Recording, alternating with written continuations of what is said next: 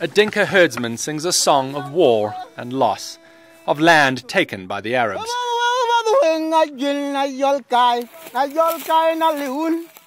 And of the people they stole during Sudan's long civil war.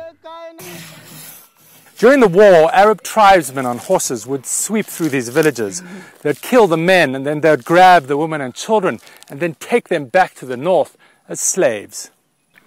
Peace came here in 2005, and with it many thought slavery was dead. But traveling to remote northern Baragazal, we found slavery in Sudan very much alive. So this is the recent one. Dr. Luka Deng introduces us to a group of former slaves. They say thousands, perhaps tens of thousands, are still held in bondage. They were all taken through the raid. Forced to sleep with animals they tended. Deprived of food, yet toiling for their owners, they all tell us of enduring cruelty. Branded like her master's cattle, a book shows us the scars that will forever identify her as a former slave. Achol wants the world to know her story. She was taken so young she can't remember when the beatings and rapes began. Amok Koch says he was ordered to convert to Islam or face death. They gave him an Arab name, Musa, and this Christian shows us how he was forced to pray.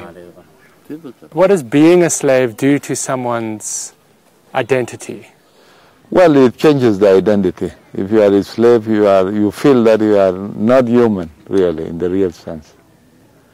So you think that anything told to you, you get the command, and you don't feel that you want to resist.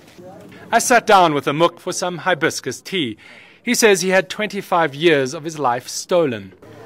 If you look at me, I look like a human being, he tells me, but psychologically, I'm not human. Even young children there would kick my tea away. I wasn't a human being. Each time he tried to escape, he was caught and beaten. On his 5th try, he made it. But in his freedom, he says, he's alone. The worst thing in my life is all the time I spent without having a wife, he says.